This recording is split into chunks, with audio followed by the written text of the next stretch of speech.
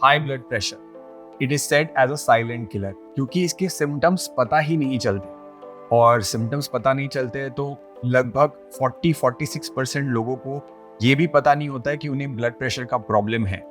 So of course blood pressure का problem ignore नहीं किया जा सकता, क्योंकि ये अगर लॉन्ग टर्म के लिए हो जाए तो फिर आपको हार्ट अटैक, स्ट्रोक या एंड ऑर्गन फेलियर्स, मतलब जो आपके वाइटल ऑर्गन से like liver, pancreas, in fact heart, ये सबको इम्पैक्ट कर सकता है। बट इम्पॉर्टेंट बात ये है कि most of the time, like almost 80-90% of the cases में ब्लड प्रेशर होता है because of lifestyle issues, lifestyle disorder की वजह से। और अगर आप उन लाइफस्टाइल डिसऑर्डर्स को ठीक कर दो तो काफी चांस है कि आपका ब्लड प्रेशर वापस नॉर्मलाइज हो जाए और पूरी तरह ठीक हो जाए।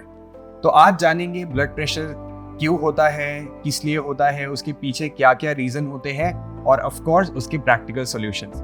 तो आखिरी तक वीडियो को जरूर देखें ताकि आपको पूरी तरीके से समझ में आ जाए ब्लड प्रेशर के हर वो रीजन और जो सॉल्यूशंस है जो काफी सिंपल और प्रैक्टिकल है।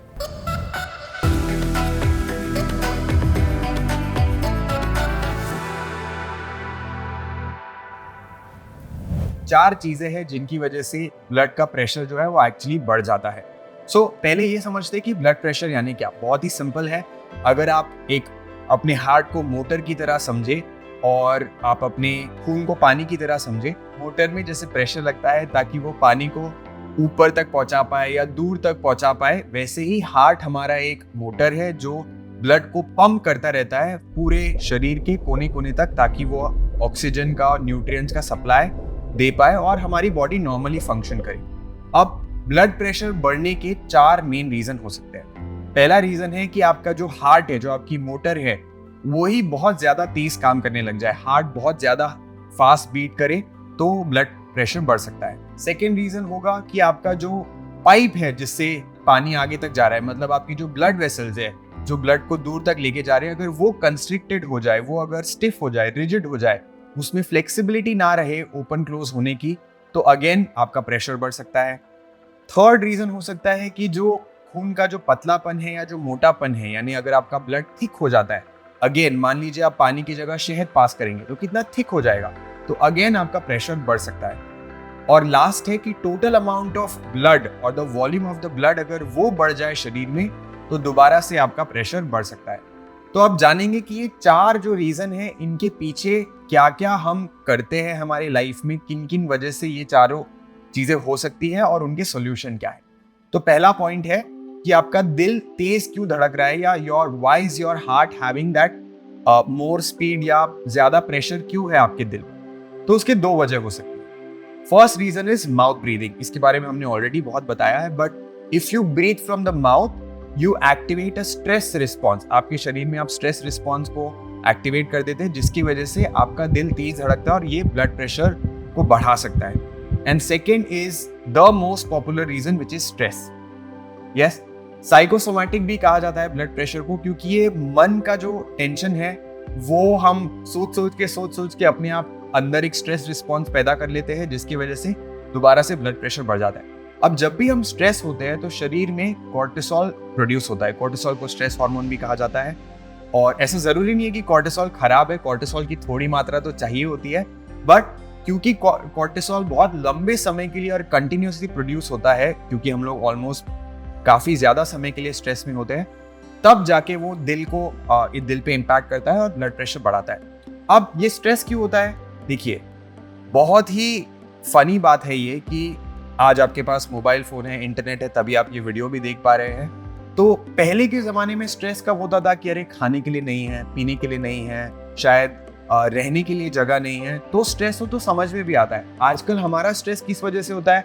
घर में किसी से लड़ाई हो गई, चीजें वैसी नहीं हुई जैसे हम चाहते हैं, काम वाली बाई नहीं आई, सासू माँ ने कुछ बोल दिया, या स्पाउस ने कुछ बोल दिया, या बच्चों के मार्क्स नहीं आए, या बच्चे हमारी बात नहीं सुन रहे हैं, तो हम छोटी छोटी चीजों को लेके स्ट्रेस में चले जाते हैं। और स्ट्रेस ये एक कांस्टेंट फिनोमेना हो गया है हमारी लाइफ में। आजकल जिसको पूछो वो यही कहता है कि मैं स्ट्रेस हूं। तो डेफिनेटली ये स्ट्रेस की वजह से ब्लड प्रेशर बहुत बढ़ता है। तो अब इसके सॉल्यूशंस क्या है? First solution for mouth breathing, आप मुंह बंद करिए, नोज ब्रीदिंग करिए। अगर आप रात को मुंह खुला रखते हैं तो आप माउथ टेपिंग ट्राई कर सकते हैं। माउथ टेपिंग के बारे में और डिस्क्रिप्शन में लिंक मिल जाएगी, तो वो आप देख सकते हैं। Second, stress response. अगर आपको स्ट्रेस हो रहा है तो डेफिनेटली ब्रीदिंग और मेडिटेशन पे फोकस करें। मेडिटेशन क्या करता है, हमारे पर्सपेक्टिव को बड़ा कर देता है। हम ऐसे छोटा नहीं है कि भाई छोटी छोटी सी चीज़ों को लेके फिर वो बॉदर नहीं करता है। हमारा जीवन ऐसे थोड़ा बड़े नज़रिए से, दृष्टिकोण हमारा बड़ा हो जाता है। That is very important. और ब्रीदिंग, तो ब्रीदिंग में मैं आपको एक ब्रीदिंग जो है वो बहुत ही इंपॉर्टेंट और पर्टिकुलरली बोलना चाहूँगा, वो है स्टमक ब्रीदिंग। क्योंकि हम स्ट्रेस में चले जाते हैं तो बहुत बार अगर मैं आपको बोलूँ कि लंबी गहरी सांस लो अभी, तो शायद आप ऐसे करोगे, तो ये बिल्कुल गलत है। गलत क्यों है? क्योंकि हम इसमें शोल्डर्स का इस्तेमाल कर रहे हैं। ये अगेन एक स्ट्रेस रिस्पॉन्स है। यस, प्राणायाम में कभी कभी इसको करवाते हैं, वो अलग बात है। This is for regular breathing. This is, I am not saying कि प्राणायाम में भी एक योगिक ब्रेथ होती है जिसमें आप एक्टिवेट करते हैं, बट उसको आप रेगुलर ब्रीदिंग से कंपेयर ना करें। This is very important while you breathing normally. जैसे आप नॉर्मल सांस लेते हैं तो वो हमेशा पेट से होनी चाहिए, उसमें कंधों का मूवमेंट नहीं होना चाहिए। तो आप अभी पेट पर हाथ रख के चेक कर सकते हैं। लंबी गहरी सांस लें और बाहर छोड़े। Absolutely no movement in the shoulder, right? So this is very important for you to lower the stress response, to activate the calming response in the body, and that will help you to reduce your blood pressure. That is point number 1. Point number 2, constriction of the blood vessels, या blood vessel stiff हो गई है, rigid हो गई है, तो इसके 2 वजह हो सकते हैं फिर से। पहला वजह है कोलेस्ट्रॉल बढ़ जाना, और दूसरा वजह है कि जो ब्लड वेसल है, जो बाउंड्री है वेसल का, अपने आप में जो मसल है, स्मूथ मसल कहते हैं जैसे, वही अपने आप में स्टिफ हो जाना। तो कोलेस्ट्रॉल किस चीज़ों से बढ़ता है? कोलेस्ट्रॉल बढ़ता है, आप जंक फूड खाते हैं, रिफाइंड खाते हैं, बहुत ज़्यादा स्पाइसी चीज़ें खाते हैं, तो कोलेस्ट्रॉल बढ़ने के चांसेस ज़्यादा होते हैं। सेकेंड, जो आपका stiffening of the blood vessels है वो होता है इंसुलिन रेजिस्टेंस की वजह से। तो बहुत बार ऐसा हो सकता है कि आपको डायबिटीज़ का इशू ना हो, क्योंकि जो आपके शरीर में कंटिन्यूअस फ्लो ऑफ फूड है, कैलोरी इनटेक आपका चल रहा है, भूख नहीं है फिर भी हम खा रहे हैं, राइट? उसकी वजह से क्या हो सकता है, आपका इंसुलिन लेवल नॉर्मल से ज्यादा बढ़ गया हो, और वो आपका ब्लड शुगर तो उससे नहीं बढ़ेगा, क्योंकि इंसुलिन बढ़ा हुआ है तो ब्लड शुगर तो मेंटेन हो सकता है उससे, बट फिर भी because insulin is high, it is possible that our blood vessels become stiff and rigid. Yes, so बहुत इंपॉर्टेंट है ये कि आप थोड़ा सा ब्रेक ले खाने में, अपना पोषण कंट्रोल करें, अपना खाने का समय लिमिट करें, और आप क्या खा रहे हैं उस पर भी चेक रखें, बहुत इंपॉर्टेंट है। तो intermittent fasting is a great way. Intermittent fasting मतलब 16 घंटे भूखा रहना ऐसा जरूरी नहीं है। इंटरमिटेंट फास्टिंग मतलब एटलीस्ट 12 घंटे तो भूखा रहिए। सनसेट सनराइज का मेथड फॉलो कर सकते हैं कि भाई सूरज ढलने के बाद कुछ ना खाए, सूरज निकलने के बाद ही खाए, तो वो अपने आप में 12-12 घंटे तो हो ही जाता है। So that is also important. End of course cholesterol को कम करने के लिए एक डैश डाइट कहा जाता है, जो dietary approaches for stopping hypertension. Basically blood pressure के लिए आपको क्या क्या खाना चाहिए, क्या क्या नहीं खाना चाहिए, उसमें ये कहा गया है कि भाई आप ज़्यादा फ्रूट्स खाइए, वेजिटेबल्स खाइए, सोडियम की मात्रा कम करिए। उसके बारे में हम आगे बात करेंगे, तो ये आप फॉलो कर सकते हैं। आप अपना ग्रेन, होल ग्रेन्स खाइए, उससे भी बहुत फर्क पड़ता है। थर्ड इशू हो सकता है थिकनिंग ऑफ द ब्लड। अब ब्लड आपका गाढ़ा क्यों हो सकता है? थोड़े बहुत वजह हो सकते हैं। उसके पहला है कि हम पानी कम पी रहे हो। ऑफ कोर्स अगर आप डिहाइड्रेटेड हो तो आपका ब्लड थिक हो जाएगा। Second, lack of exercise. अगर आप एक्सरसाइज नहीं करते हो तो फिर आपका जो ब्लड है वो अगेन थिक होने के चांसेस है। And third is definitely if you have junk food. अगर आपके खाने में बहुत ज़्यादा ऐसे चीज़ें हैं जो डाइजेस्ट नहीं हो पा रही है ढंग से, तो वो अगेन ब्लड को थिक करने में काम करते हैं। तो इसके सोल्यूशन क्या है? डेफिनेटली पानी ज़्यादा पीजिए, पानी की मात्रा आप बढ़ाइए, कम से कम 8 से 10 ग्लासेस पानी पीना चाहिए। Second, exercise. तो एक्सरसाइज एक ऐसा रामबाण है जो बहुत सारी चीज़ों के लिए काम करता है। अगर आपका ब्लड सर्कुलेट होता रहेगा, आप प्रॉपर ब्लड सर्कुलेशन रहेगा, एंड ऑर्गन्स तक प्रॉपरली पहुंचेगा, तो वो क्लेंज होने के चांसेस भी ज़्यादा है, तो आपके ब्लड प्रेशर रिड्यूस होने के चांसेस भी ज़्यादा है। अब एक्सरसाइज में ये बहुत ज़रूरी है कि किस टाइप की एक्सरसाइज, तो मॉडरेट इंटेंसिटी, और कितने समय के लिए। तो साइंटिफिक स्टडी ऐसी कहती है कि मिनिमम 150 मिनट तो आपको करना ही पड़ेगा, 150 minute of exercise in a week time.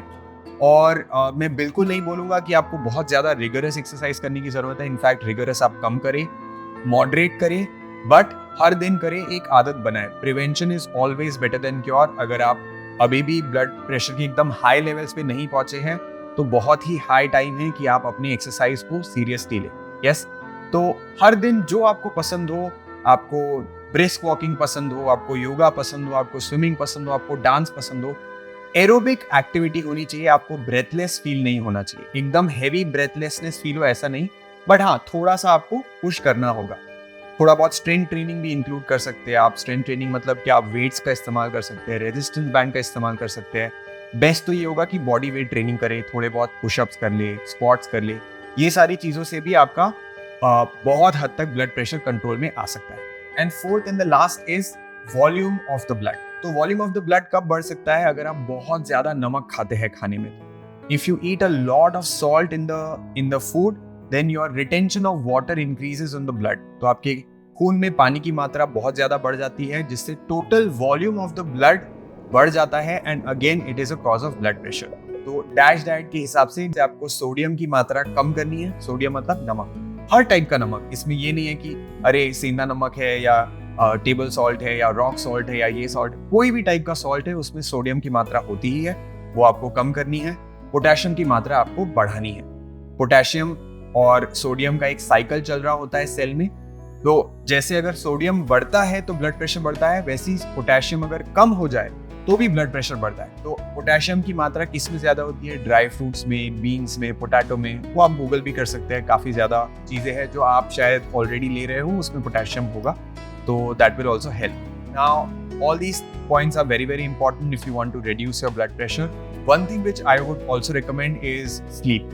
आप अपनी नींद पर ध्यान नहीं देंगे तो वो एक बहुत बड़ा लाइफस्टाइल डिसऑर्डर है आज जो बहुत ज़्यादा लोग फेस कर रहे हैं। तो आपका टाइम आप फिक्स करिए सोने का, उठने का टाइम फिक्स करिए। अगर आप ढंग से नींद नहीं लेंगे ना, तो हमारे दिन भर में हम स्ट्रेस इकट्ठा करते रहते हैं। किसी ने कुछ बोल दिया, किसी का कुछ हो गया, और जब हम सोते हैं तो वो पूरा फिजिकल लेवल पे और मेंटल लेवल पे दोनों पे स्ट्रेस रिलीज होता है। वो स्ट्रेस रिलीज नहीं होगा तो डेफिनेटली आपके हार्मोन्स इम्बैलेंस्ड रहेंगे और वो डेफिनेटली ज़्यादा टेंशन देंगे, स्ट्रेस बढ़ता चला जाएगा और आपका ब्लड प्रेशर भी बढ़ेगा।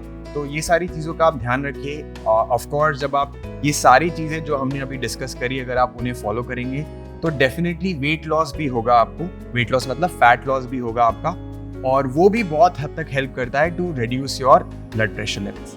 यस, सो मैक्सिमम चांसेस में जहाँ पे लाइफस्टाइल डिसऑर्डर है वहाँ पे ब्लड प्रेशर रिवर्स होने के, जो हाई बीपी का इशू है वो रिवर्स होने के चांसेस होते हैं। बट इसके अलावा भी कोई और वजह हो सकती है जो एक मेडिकल कंडीशन हो, जिसके बारे में हम डिस्कस नहीं कर सकते। वो आपको अपने डॉक्टर से बात करना पड़ेगा। यस, तो आप अगर इसके अलावा भी आपका, देखिए ये सारी चीज़ें ऐसी है जो आपको ब्लड प्रेशर हो या ना हो तो भी अच्छा ही है ये सारी चीज़ें फॉलो करना। This is general lifestyle guideline. But in case if you still have blood pressure issue even after you're following everything, that means that there is some underlying medical condition. So definitely consult your doctor. This is not like an alternative कि अपनी मर्जी से हम लोग खुद follow कर रहे हैं और खुद ही सब कुछ डिसीजन ले रहे हैं, ऐसा हम नहीं करेंगे। यस, सो अगर आपको ऐसे और वीडियोस सबसे पहले चाहिए, हम लोग जो हैबिट से रिलेटेड और एक्टिविटीज जो करते रहते हैं उसके बारे में आपको अपडेटेड रहना है, तो आप नीचे दी गई व्हाट्सएप लिंक कम्युनिटी से ज्वाइन कर सकते हैं। और अगर आपको ये वीडियो अच्छा लगा तो आपको ये भी वीडियो एक बार देख लेना चाहिए।